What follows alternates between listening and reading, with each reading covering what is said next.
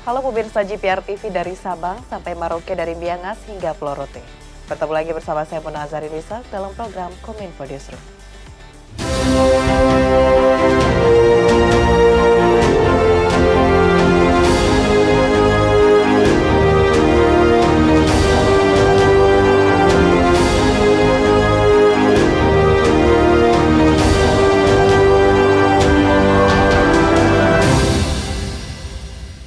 Pemirsa, kita ke informasi pertama. Indonesia mendapatkan tambahan kuota sebanyak 20.000 jemaah pada penyelenggaraan Haji 1445 Hijriah tahun 2024 Masehi.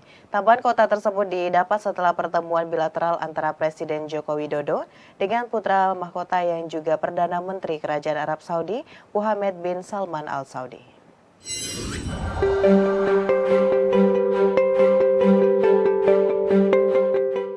Dalam keterangan pers usai menghadiri acara Hari Santri tahun 2023 di Monumen Tugu Pahlawan, Surabaya, Jawa Timur, Presiden mengungkapkan bahwa Indonesia telah memperoleh tambahan kuota jemaah haji dari pemerintah Kerajaan Arab Saudi, yakni sebanyak 20.000 jemaah.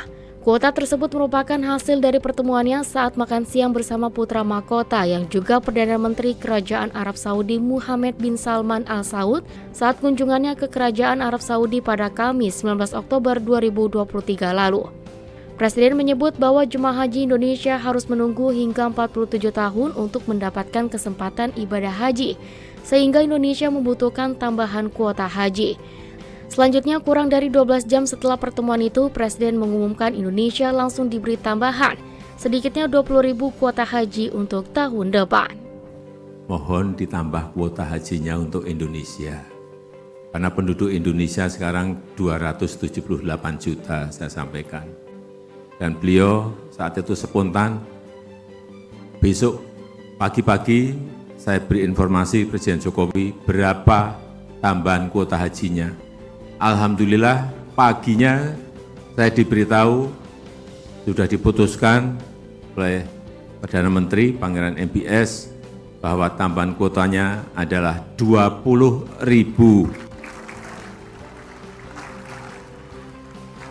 Ini jumlah yang sangat besar sehingga yang nunggu 47 tahun bisa maju menjadi mungkin 45 tahun atau 40.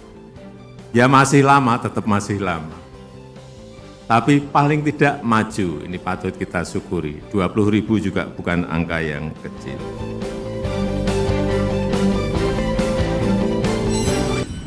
Presiden Republik Indonesia Joko Widodo meresmikan 2 rumah sakit TNI dan tower rumah sakit Islam Ayani di Kota Surabaya, Jawa Timur. Peresmian tersebut merupakan upaya pemerintah dalam meningkatkan infrastruktur kesehatan dan kemudahan masyarakat dalam menggunakan pelayanan kesehatan. Presiden Republik Indonesia Joko Widodo meresmikan 2 rumah sakit TNI yang telah siap digunakan oleh masyarakat, yakni Rumah Sakit TK3 Brawijaya dan Rumah Sakit Angkatan Laut TK2 Dr. Sukantio Cahya di Surabaya pada hari Minggu 22 Oktober 2023. Presiden menyampaikan sejumlah fasilitas kesehatan dan kapasitas tempat tidur di Rumah Sakit TK3 Brawijaya telah ditingkatkan guna meningkatkan kemampuan serta akses pelayanan kesehatan yang tidak hanya untuk prajurit TNI, tetapi juga untuk masyarakat umum. Oleh karena itu, Kepala Negara berpesan agar rumah sakit dengan fasilitas yang cukup bagus tersebut dapat dimanfaatkan untuk melayani para prajurit TNI dan seluruh lapisan masyarakat. Penambahan fasilitas kesehatan ini sangat dibutuhkan untuk meningkatkan pelayanan kesehatan kepada prajurit maupun kepada masyarakat umum. Memberikan akses pelayanan kesehatan yang semakin luas dan semakin terbuka terhadap prajurit TNI dan seluruh masyarakat kita. Pada kesempatan yang sama, Presiden juga turut meresmikan tower Rumah Sakit Islam Ayani Kota Surabaya dalam rangka memperingati 1 abad Nahdlatul Ulama. Presiden mengatakan keberadaan tower rumah sakit yang memiliki 13 lantai tersebut dinilai dapat meningkatkan kapasitas dan kualitas layanan rumah sakit yang nyaman dan terjangkau bagi masyarakat luas, serta dapat digunakan sebagai rumah sakit pendidikan bagi Fakultas Kedokteran Universitas Nahdlatul Ulama Surabaya, khususnya bagi mahasiswa kedokteran dan perawat. Rumah Sakit Islam Surabaya Ayani ini dapat menjadi pusat pelatihan dan pengembangan layanan kesehatan serta pendidikan di kalangan Nahdlatul Ulama dan mencetak tenaga-tenaga kesehatan yang terampil, unggul, dan profesional. Dan dengan mengucap Bismillahirrahmanirrahim, pada siang hari ini saya resmikan Tower Rumah Sakit Islam Surabaya Ahmad Yani di Kota Surabaya, Provinsi Jawa Timur. Direktur Utama Rumah Sakit Islam Ayani Dodo Anondo juga turut mengucapkan terima kasih atas diresmikannya tower rumah sakit tersebut, yang diharapkan dapat menjadi rumah sakit yang modern dan terpercaya bagi masyarakat secara luas.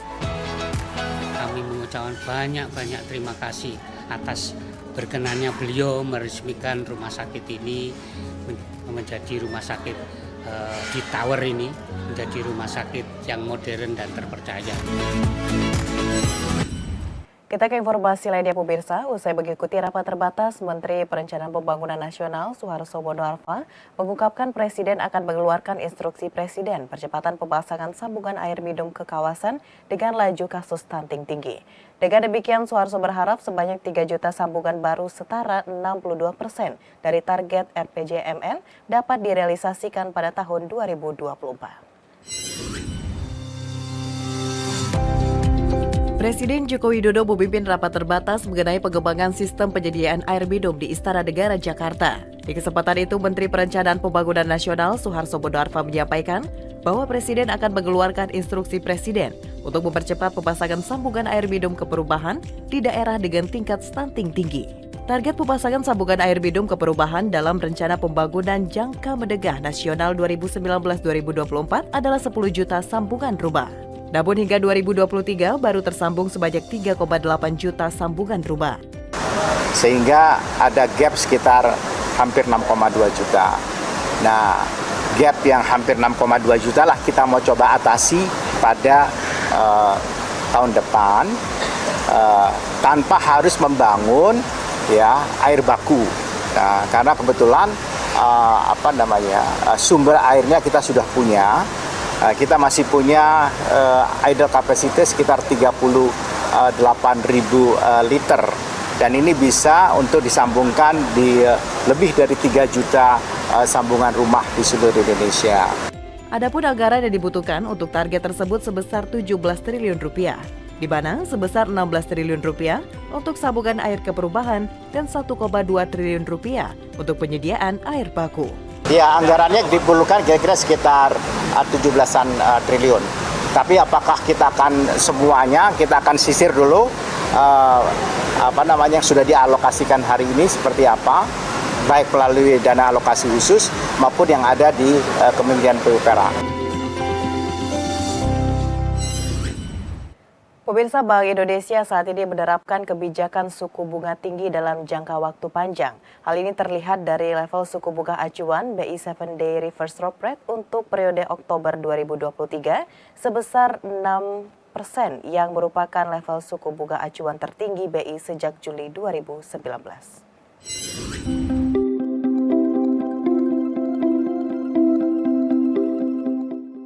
Deputi Gubernur Bank Indonesia Juda Agung dalam peluncuran buku kajian stabilitas keuangan mengatakan, kebijakan suku bunga tinggi dalam jangka waktu panjang atau higher for longer diperlukan untuk menjaga stabilitas makroekonomi dan sistem keuangan dalam negeri di tengah gejolak perekonomian di tingkat global. Di tengah belum berakhirnya krisis akibat perang Ukraina dan Rusia, ia mengatakan saat ini dunia dihadapkan pada konflik di Timur Tengah antara Hamas dan Israel yang memberikan ancaman kenaikan harga pangan dan energi dan akan menyebabkan kenaikan inflasi di tingkat global. Dengan latar belakang itu, Juda mengungkapkan BI akhirnya menaikkan suku bunga acuan BI 7-Day Reverse Swap Rate sebesar 25 basis poin ke level 6% dalam rapat Dewan Gubernur pekan lalu. Nah, ini yang menjadi dasar bagi kami kemarin di dalam rapat Dewan Gubernur terakhir, kami menaikkan suku bunga kebijakan sebesar 25 basis point menjadi 6% pada RDG kemarin. Tujuannya adalah untuk memperkuat kebijakan stabilisasi nilai tukar. Selama ini kita terus melakukan upaya menjaga stabilitas dengan intervensi di pasar, kita hadir di pasar, Tapi tampaknya dengan kenaikan yield Amerika yang begitu cepat, strong dollar yang begitu cepat, kita harus tambah amunisinya, yaitu dengan menaikkan suku bunga kebijakan. Kenaikan suku bunga acuan BI tersebut untuk memperkuat kebijakan stabilitas nilai tukar rupiah dari dampak meningkatnya ketidakpastian global, serta sebagai langkah untuk memitigasi dampaknya inflasi karena harga barang-barang impor, sehingga inflasi akan tetap dalam sasaran 3 ± 1% pada sisa tahun ini dan 2,5 ± 1% pada tahun 2024. Pemirsa, usai jeda pariwara, kami akan kembali dengan informasi lainnya. Tetaplah bersama Kominfo Newsroom.